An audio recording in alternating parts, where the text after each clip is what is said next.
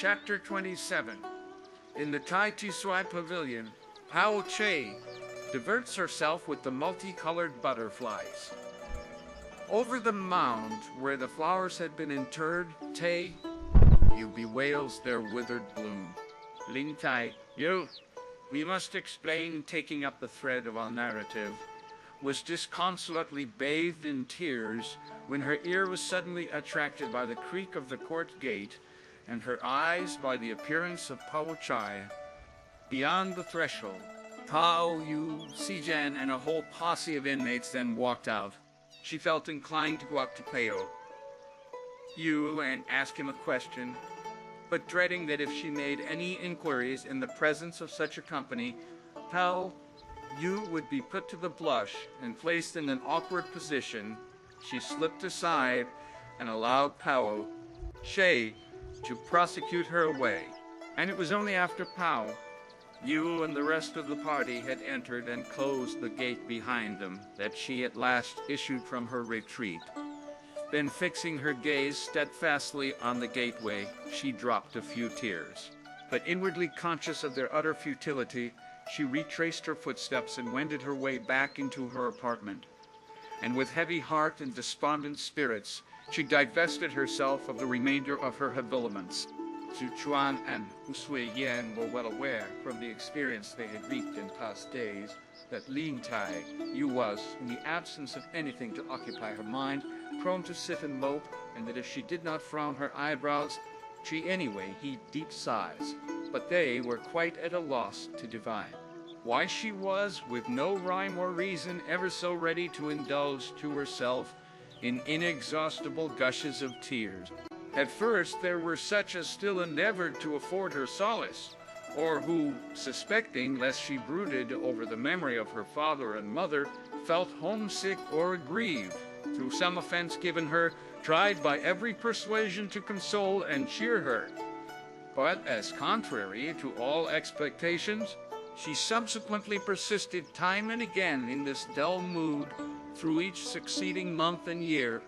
People got accustomed to her eccentricities and did not extend to her the least sympathy. Hence it was that no one, on this occasion, troubled her mind about her, but letting her sit and sulk to her heart's content, they one and all turned in and went to sleep. Lin Tai-yü leaned against the railing of the bed, clasping her knees with both hands, her eyes suffused with tears. She looked in very truth like a carved wooden image or one fashioned of mud. There she sat straight up to the second watch, even later when she eventually fell asleep. The whole night nothing remarkable transpired. The morrow was the 26th day of the 4th moon. Indeed, on this day at 1 p.m. commenced the season of the sprouting seeds. And according to an old custom, on the day on which this feast of sprouting seeds fell, everyone had to lay all kinds of offerings and sacrificial viands on the altar of the god of flowers. Soon after the expiry of this season of sprouting seeds follows summertide, and us plants in general then wither and the god of flowers resigns his throne. It is compulsory to feast him at some entertainment previous to his departure. In the ladies' apartments this custom was observed with still more rigor, and for this reason the various inmates of the park of Broad Vista had, without a single exception, got up at an early hour. The young people either twisted flowers and willow twigs in such a way as to represent chairs and horses, or made tufted banners with damask, brocaded gauze and silk, and bound them with variegated threads. These articles of decoration were alike attached on every tree and plant, and throughout the whole expanse of the park, embroidered sashes waved to and fro, and ornamented branches nodded their heads about. In addition to this, the members of the family were clad in such fineries that they put the peach tree to shame, made the almond yield the palm, the swallow envious, and the hawk to blush. We could not therefore exhaustively describe them in our limited space of time. Pao-ch'ai, Ying-chun, Dan-chun, Si-chun, Li-wan, Lady Feng, and other girls, as well as a Chia-chair, Xiang-ling, and the waiting-maids were, one and all, we will now notice, in the garden enjoying themselves. The only person who could not be seen was Lin Tai. How is it, consequently, inquired Yin Chun, that I don't see Cousin Lu? What a lazy girl. Is she forsooth fast asleep even at this late hour of the day? Wait all of you here, rejoined Pao-ch'ai, and I'll go and shake her up and bring her. With these words, she speedily left her companions and repaired straightway into the Hsiao Hung lodge. While she was going on her errand, she met Wen Quan and the rest of the girls, 12 in all, on their way to seek the party. Drawing near, they inquired after her health. After exchanging a few commonplace remarks, Paochai turned round and pointing said, "You will find them all in there. You had better go and join them. As for me, I'm going to fetch Miss Lin, but I'll be back soon." Saying this, she followed the winding path and came to the Hsiao Hung lodge. Upon suddenly raising her eyes, she saw Pao-yü walk in. Paochai immediately halted, and lowering her head, she gave way to meditation for a time. Pao-yü and Lin Tai-yü, she reflected, have grown up together from their very infancy. But cousins though they be, there are many instances in which they cannot evade suspicion, for they joke without heeding propriety. And at one time they are friends, and at another at daggers drawn. Has moreover always been full of envy, and has ever displayed a peevish disposition. So were I to follow him in at this juncture, why, Pao, you would in the first place not feel at ease, and in the second, you would give way to jealousy.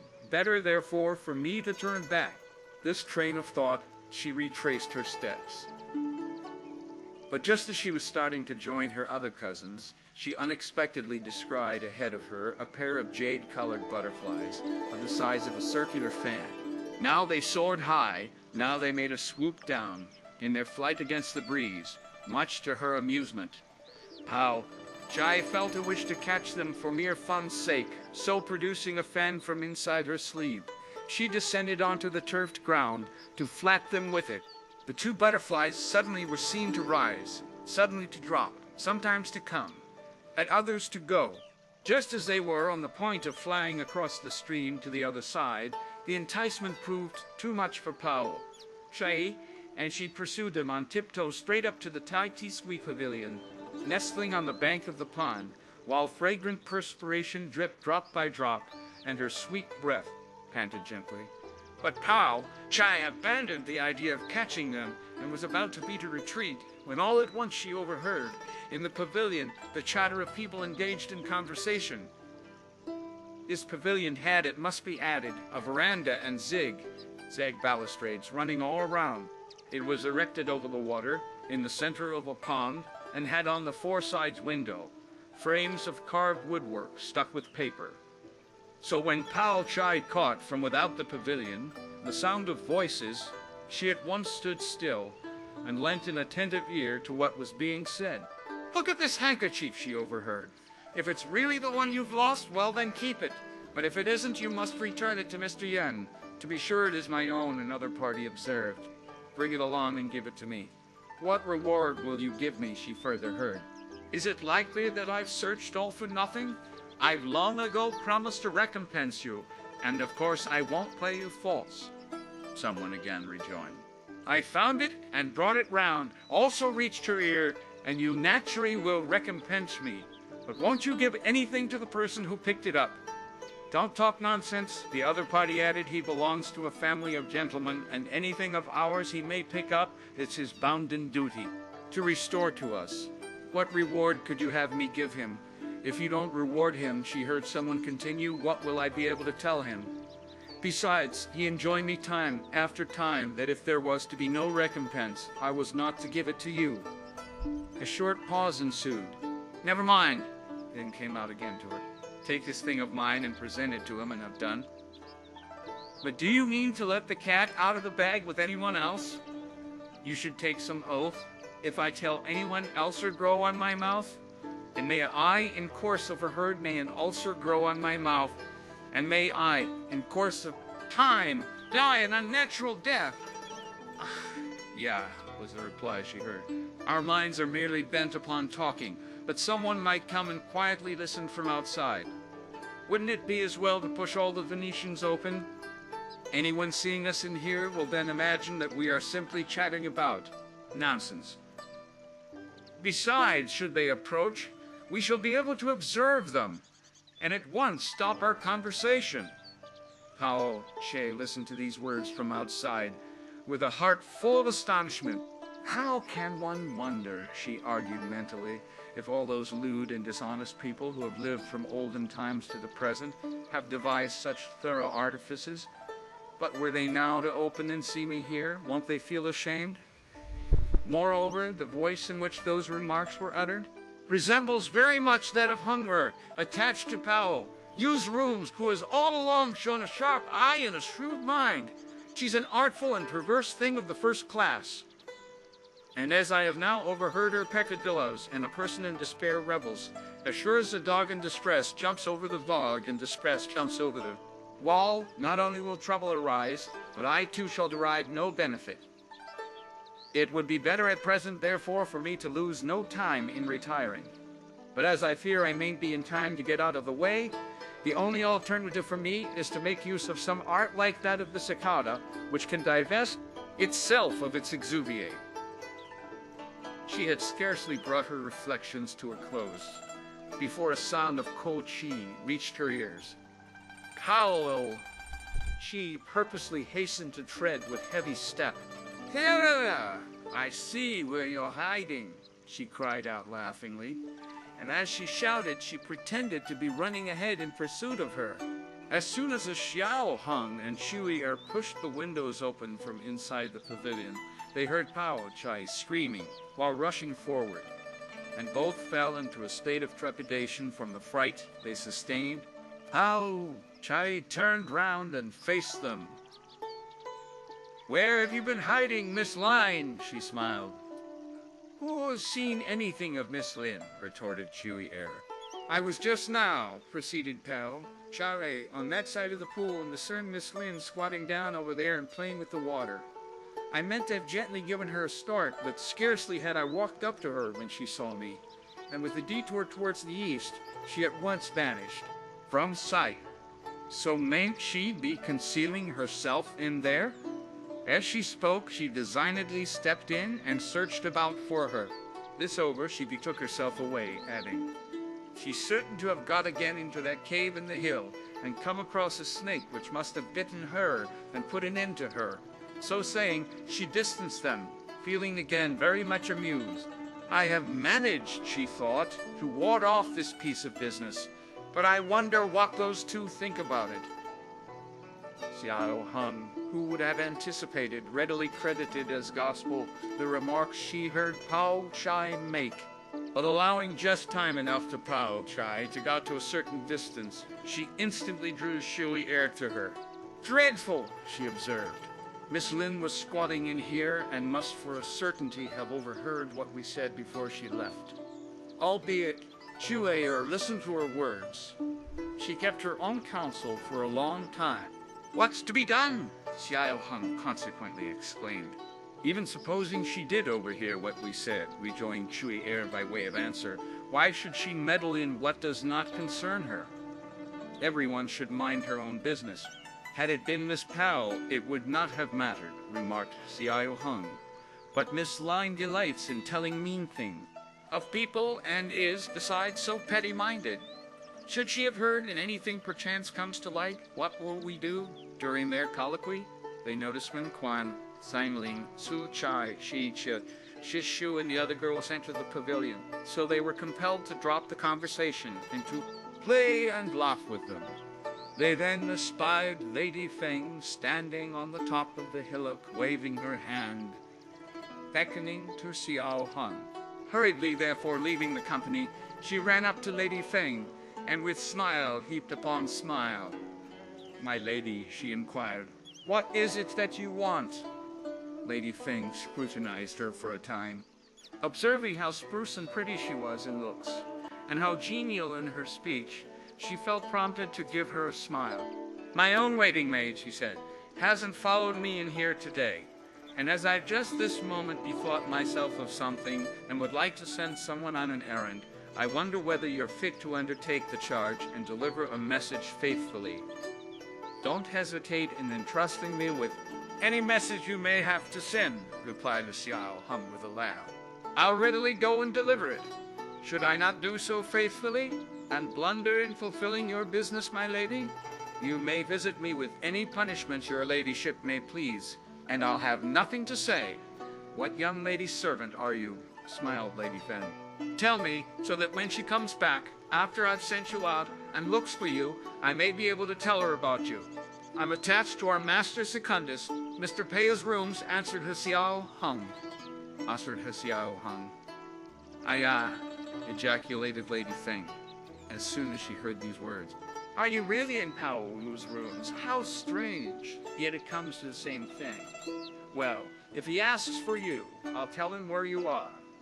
Go now to our house and tell your sister Ping that she'll find on the table in the outer apartment and under the stand with a plate from the Jew kiln, a bundle of silver, that it contains the 120 taels for the embroiderer's wages, and that when Chang Tsui's wife comes, the money should be handed to her to take away, after having been weighed in her presence and been given to her to tally. Another thing, too, I want. In the inner apartment and at the head of the bed, you'll find a small purse. Bring it along to me. Hsiao Hung listened to her orders and then started to carry them out. On her return, in a short while, she discovered that Lady Feng was not on the hill, but perceiving Ts'ui dress from the cave and stand still to tie her petticoat, she walked up to her. Sister, do you know where our Lady Secunda is gone to? She asked. I didn't notice, rejoined Ts'ui. At this reply, Hsiao Hung turned round and cast a glance on all four quarters. Seeing Ding Echun and Pao-ch'ai standing by the bank of the pond on the opposite side, and looking at the fish, Hsiao Hung advanced up to them. Young ladies, she said, straining a smile, do you perchance have any idea where our Lady Secunda is gone to now? Go into your senior lady's court and look for her. Dan Chun answered.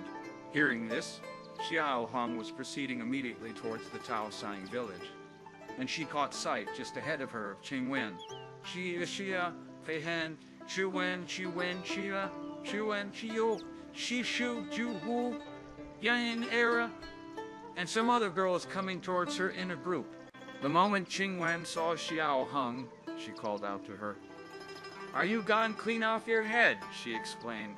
You don't water the flowers, nor feed the birds, or prepare the tea stove, but gad about outside. Yesterday, replied Hsiao Hung, Mr. Secundus told me that there was no need for me to water the flowers today, that it was enough if they were watered every other day. As for the birds, you... Still in the arms of Morpheus, sister, when I give them their food. And what about the tea stove? Interposed Pihen. Today, retorted Hsiao Hung, is not my turn on duty, so don't ask me whether there be any tea or not. Do you listen to that mouth of hers? Cried Chia. But don't you girls speak to her. Let her stroll about, and have done. You better all go and ask whether I've been gadding about, or not, continued Hsiao Hung. Our Lady Secunda has just bidden me go and deliver a message, and fetch something. Saying this, she raised the purse and let them see it, and they, finding they could hit upon nothing more to taunt her with, trudged along onwards. Qing Wen smiled a sarcastic smile. How funny, she cried. Lo, she climbs up a high branch and doesn't condescend to look at any one of us. All she told her must have been just some word or two, who knows? But is it likely that Our Lady has the least notion of her name or surname that she rides such a high horse and behaves in this manner? What credit is it in having been sent on a trifling errand like this? Will we by and by, pray, hear anything more about you? If you've got any gumption, you'd better skedaddle out of this garden this very day. For mind, it's only if you manage to hold your lofty perch for any length of time that you can be thought something of. As she derided her, she continued on her way.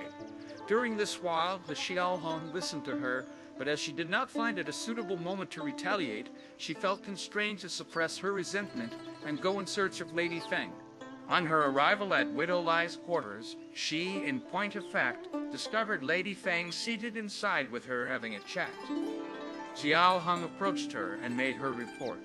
Sister Ping says, she observed, that as soon as your ladyship left the house, she put the money by, and that when Chang Te's wife went in a little time to fetch it, she had it weighed in her presence, after which she gave it to her to take away. With these words, she produced the purse and presented it to her. Sister Ping bade me come and tell your ladyship, she added, continuing, that Wang Er came just now to crave your orders as to who are the parties from whom he has to go and collect interest on money due, and Sister Ping explained to him what your wishes were and sent him off. How could she tell him where I wanted him to go? Lady Feng laughed. Sister Ping says, Hsiao Hung proceeded, and our lady presents her compliments to your ladyship, Widow Lai.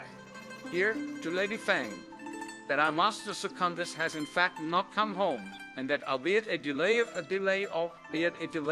day or two will take place in the collection of the money, your ladyship should, she begs, set your mind at ease. To Lai Wan, that when Lady Quinta is somewhat better, our lady will let Lady Quinta know and come along with her to see your ladyship. To Lady Feng, that Lady Quinta sent a servant the day before yesterday to come over and say that our lady, your worthy maternal aunt, had dispatched a letter to inquire after your ladyship's health. That she also wished to ask you, my lady, her worthy niece in here, for a couple of long life, great efficacy, full of every virtue pills, and that if you have any, they should, when our lady bids a servant come over, be simply given her to bring to our lady here, and that anyone bound tomorrow for that side could then deliver them on her way to her ladyship, your aunt yonder, to take along with her. Yo, exclaimed Widow Lai before the close of the message. It's impossible for me to make out what you're driving at. What a heap of ladyships and misters! It's not to be wondered at that you can't make them out, interposed Lady Feng, laughing. Why, her remarks refer to 4 or 5 distinct families. While speaking, she again faced Hsiao Hung. My dear girl, she smiled, what a trouble you've been put to. But you speak decently, and unlike the others who keep on buzz like mosquitoes. You're not aware, sister-in-law, that I actually dread uttering a word to any of the girls outside the few servant girls and matrons in my own immediate service, for they invariably spin out what could be condensed in a single phrase into a long, interminable yarn, and they munch and chew their words, and sticking to a peculiar drawl, they groan and moan. So much so that they exasperate me till I fly into a regular rage. Yet how are they to know that our being there too was once like them? But when I asked her, must you forsooth imitate the humming of a mosquito in order to be accounted a handsome girl, and spoke to her on several occasions, she at length improved considerably. What a good thing it would be, laughed Lit. Come, Ts'ui, if they could all be as smart as you are. This girl is first rate, rejoined Lady Feng. She just now delivered 2 messages. They didn't, I admit, amount to much, yet to listen to her, she spoke to the point. Tomorrow, she continued, addressing herself to Hsiao Hung smilingly. Come and wait on me, and I'll acknowledge you as my daughter. And the moment you come under my control, you'll readily improve. At this news, Hsiao Hung spurted out, laughing aloud. What are you laughing for? Lady Feng inquired. You must say to yourself that I am young in years, and that how much older can I be than yourself to become your mother? But are you under the influence of a spring dream? Go and ask all those people older than yourself. They would be only too ready to call me mother, but snapping my fingers at them, I today exalt you. I wasn't laughing about that, Hsiao Hung answered with a smiling face. I was amused by the mistake your ladyship made about our generations. Why, my mother claims to be your daughter, my lady. And are you now going to recognize me too as your daughter? Who's your mother? Lady Feng exclaimed. Don't you actually know her? Put in Lai Kung. Say with a smile. She's lying. He's Xiao's child. This disclosure greatly surprised Lady Feng. What? She consequently cried. Is she really his daughter? Why didn't she hear? Yi Xiao and his wife, she resumed smilingly. Couldn't either of them utter a sound if even they were pricked with an oar. I've always maintained that they're a well-sighted couple, as the one is as deaf as a post, and the other as dumb as a mute. But who would ever have expected them to have such a clever girl? By how much are you in your teens? I'm 17, replied Hsiao Hung. She went on to ask. My name was once Hung-yu, Hsiao Hung rejoined. But as it was a duplicate of that of Master Secundus, Mr. Pao-yü, I'm now simply called Hsiao Hung. Upon hearing this explanation, Lady Feng raised her eyebrows into a frown, and turning her head round. It's most disgusting, she remarked. Those bearing the name Yu would seem to be very cheap. For your name is Yu, and so is also mine Yu. Sister-in-law, she then observed, I never let you know anything about it. But I mentioned to her mother that Lei Tai's wife has at present her hands quite full, and that she hasn't either any notion as to who is who in this mansion. Said, carefully select a couple of girls for my service. She assented unreservedly, but she put it off and never chose any. On the contrary, she sent this girl to some other place. But is it likely that she wouldn't have been well off with me? Here you are again, full of suspicion. Laugh. She came in here long before you ever breathed a word to her. So how could you bear a grudge against her mother? Well, in that case, added Lady Feng, I'll speak to Pao. You tomorrow, and induce him to find another one, and to allow this girl to come along with me. I wonder, however, whether she herself is willing or not. Whether willing or not, interposed Hsiao Hung, smiling, such as we couldn't really presume to raise our voices and object. We should feel it our privilege to serve such a one as your ladyship, and learn a little how to discriminate when people raise or drop their eyebrows and eyes with pleasure or displeasure, and reap as well some experience in such matters as go out or come in, whether high or low, great and small. But during her reply, she perceived Madame Wang's waiting maid come and invite Lady Feng to go over. Lady Feng bade goodbye at once to Lai Kun, and took her departure. Hsiao Hung then returned into the Ai Hung court, where we will leave her and devote our attention for the present to Lin Tai. As she had had but little sleep in the night, she got up the next day at a late hour. When she heard that all her cousins were collected in the park, giving a farewell entertainment for the god of flowers, she hastened, for fear people should laugh at her for being lazy, to comb her hair, perform her ablutions, and go out and join them. As soon as she reached the interior of the court, she caught sight of Pao-yü entering the door, who speedily greeted her with a smile. My dear cousin, he said, did you lodge a complaint against me yesterday? I've been on pins and needles the whole night long. Yu forthwith turned her head away. Put the room in order, she shouted to Tzu-chuan, and lower one of the gauze window frames. And when you've seen the swallows come back, drop the curtain. Keep it down then by placing the wine on it, and after you have burnt the incense, mind you cover the censer. So saying, she stepped outside. Pao, you perceiving her manner, concluded again that it must be on account of the incident of the previous noon. But how could he have had any idea about what had happened in the evening? He kept on still bowing and curtsying, but Lin Tai-yü did not even so much as look at him straight in the face, but egressing alone out of the door of the court, she proceeded there and then in search of the other girls.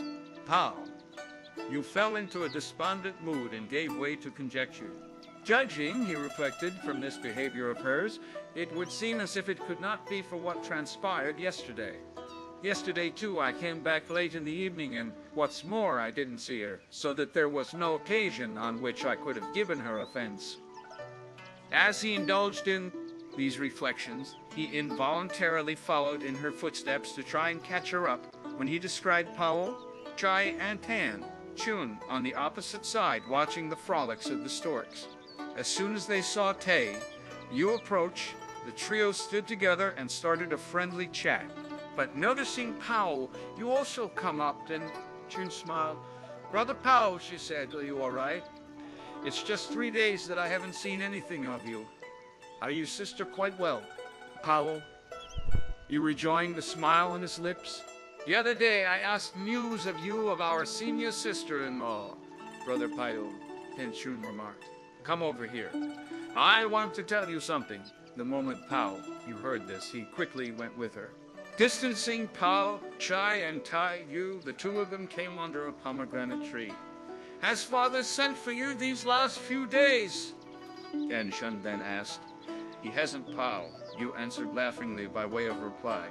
Yesterday, proceeded Chun, I heard vaguely something or other about father sending for you to go out. I presume Pao-yü smiled that someone must have heard wrong, for he never sent for me. I've again managed to save during the last few months, added Chun with another smile. Fully 10 tias, so take them and bring me. When at any time you stroll out of doors, either some fine writings or some ingenious knick-knack. Much as I have roamed inside and outside the city walls, answered Pao-yü, and seen grand establishments and large temples, I've never come across anything novel or pretty. One simply sees articles made of gold, jade, copper, and porcelain, as well as such curios for which we could find no place here. Besides these, there are satins, eatables, and wearing apparel.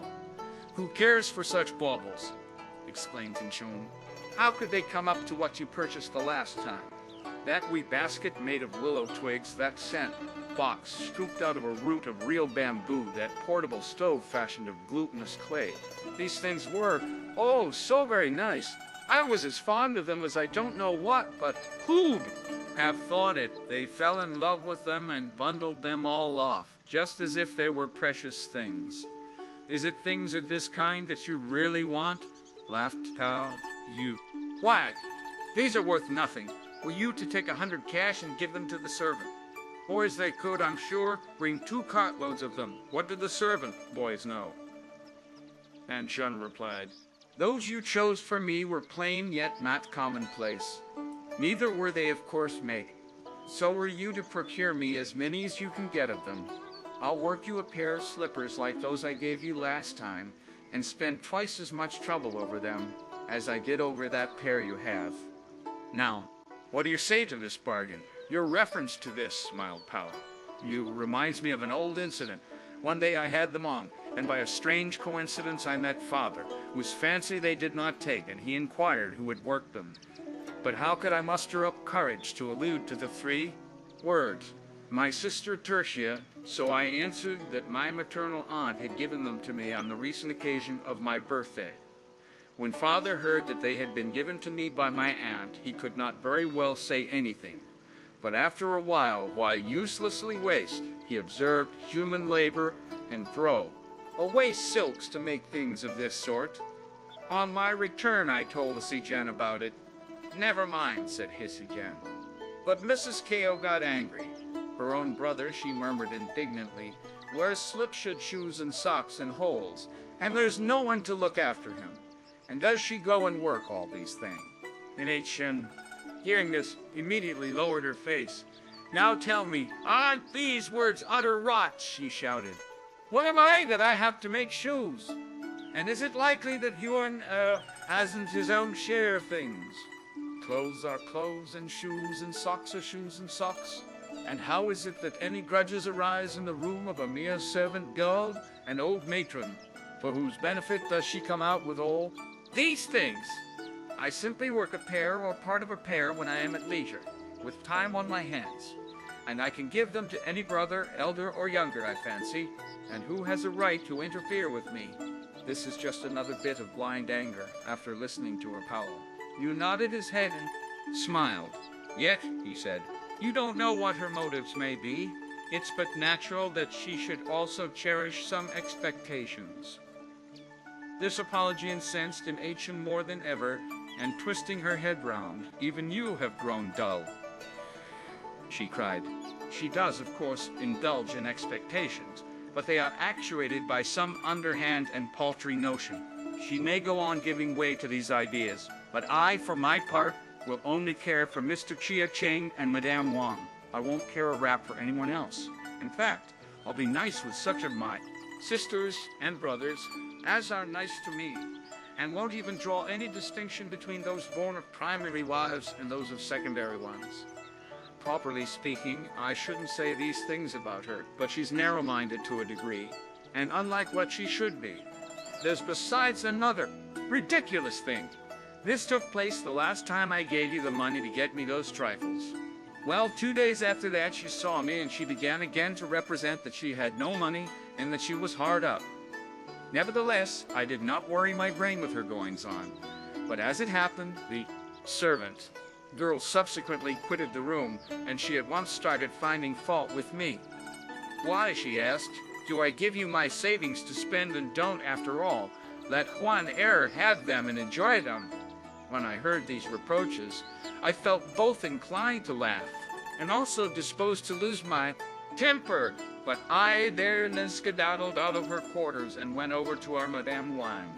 As she was recounting this incident, well, she overheard Pao-ch'ai sarcastically observe from the opposite direction, "Have you done spinning your yarns? If you have, come along. It's quite evident that you are brother and sister, for here you leave everyone else and go and discuss your own private matters. Couldn't we too listen to a single sentence of what you have to say?" While she taunted them, Tianchen and Pao, you eventually drew near her with smiling faces. Pao-yü, however, failed to see Lin Tai-yü, and he concluded that she had dodged out of the way and gone elsewhere. "It would be better," he muttered after some thought, "that I should let 2 days elapse and give her temper time to evaporate before I go to her." But as he drooped his head, his eye was attracted by a heap of touch-me, knots, pomegranate blossom, and various kinds of fallen flowers which covered the ground thick as tapestry, and he heaved a sigh. "It's because," he pondered, "she's angry that she did not remove these flowers. But I'll take them over to the place, and by ask her about them." As he argued to himself, he heard Pao-ch'ai bid them go out.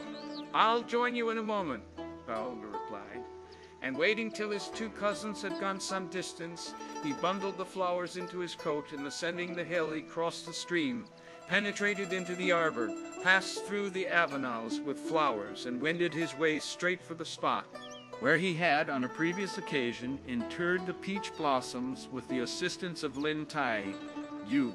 But scarcely had he reached the mound containing the flowers, and before he had as yet rounded the brow of the hill, than he caught, emanating from the offside, the sound of someone sobbing, who, while giving way to invective, wept in a most heart-rending way.